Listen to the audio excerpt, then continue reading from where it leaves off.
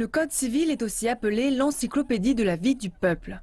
Il s'agit des lois les plus importantes qui couvrent la sphère privée de la population et qui sont considérées comme la constitution civile de la société moderne. Le projet de Code civil chinois comprend 7 livres, dont des dispositions générales et des chapitres sur la propriété, les contrats, les droits de la personne, le mariage et la famille, la succession et les violations.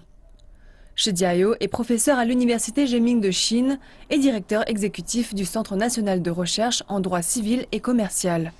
Il a passé des décennies à étudier la codification du Code civil. Il a déclaré que l'inclusion d'une clause relative aux droits de la personnalité dans une partie distincte constituait une innovation majeure. En fait, en Europe, les droits de la personnalité ne sont réglementés que par la jurisprudence et par fragmentation des lois. Dans leur code civil, il n'y a pas de droit de la personnalité et il y a peu de dispositions relatives à ce droit. Mais pour notre code chinois, l'innovation la plus importante est que nous avons ajouté un nouveau livre au code. Ce n'est pas seulement un chapitre, il y a plusieurs chapitres dans ce livre. La section relative aux droits de la personnalité comprend des dispositions relatives au droit à la vie, à l'intégrité physique, à la santé, au nom, à l'image, à la réputation et à la vie privée d'une personne. Il réglemente la recherche sur le génome humain, interdit l'accès illégal, l'espionnage et la photographie des espaces privés d'autrui et certains autres sujets d'intérêt public.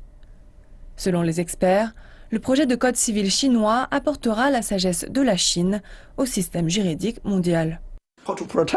Comment protéger notre vie privée dans cette société de l'information est un défi non seulement pour le peuple chinois, mais aussi pour le monde entier.